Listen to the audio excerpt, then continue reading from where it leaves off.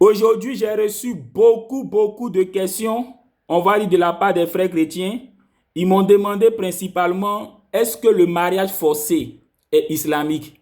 Est-ce que selon le Coran, le mariage forcé est autorisé? Parce que ces frères chrétiens m'ont dit comme ça, qu'ils ont constaté que les djoulas pratiquent beaucoup le mariage forcé. Du coup, ils aimeraient savoir, est-ce que c'est islamique? Est-ce que c'est le Coran qui demande de le faire? Alors aujourd'hui, alhamdoulilah, nous allons essayer de répondre à cette question en lisant par exemple la sourate 4, le verset 19. Il est dit, ô les croyants, il ne vous est pas permis de prendre les femmes en héritage contre leur gré. Allah dit, il ne vous est pas permis de prendre les femmes en héritage contre leur gré. Prendre une personne contre son gré, c'est forcer la personne à être avec nous. Donc Allah dit dans la sourate 4, le verset 19, que c'est interdit de forcer une personne à nous épouser, de forcer une personne à être avec nous.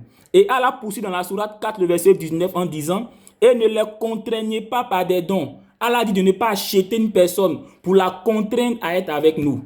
Donc selon le Coran, le mariage forcé sur toutes ses formes est interdit. C'est interdit de forcer une personne à nous épouser. C'est interdit d'acheter des gens pour qu'ils forcent une personne à nous épouser. C'est interdit aussi de basser une personne pour nous épouser. C'est interdit aussi d'acheter ou de corrompre une personne pour nous épouser.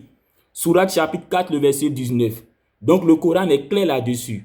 Maintenant, qu'en est-il de la Bible? Parce que certains pourraient penser que comme l'islam interdit ça, peut-être que la Bible aussi encourage ça.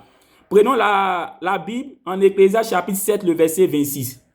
Ecclésiaste chapitre 7, le verset 26. Il est dit, et j'ai trouvé plus amer que la mort la femme dont le cœur est comme des filets et des raies et dont les mains sont des chaînes. Celui qui est agréable à Dieu lui échappera, mais celui qui pêche sera pris par elle. La Bible dit en Ecclésiaste chapitre 7, le verset 26, que la femme dont le cœur est comme des filets et des raies et dont les mains sont comme des chaînes.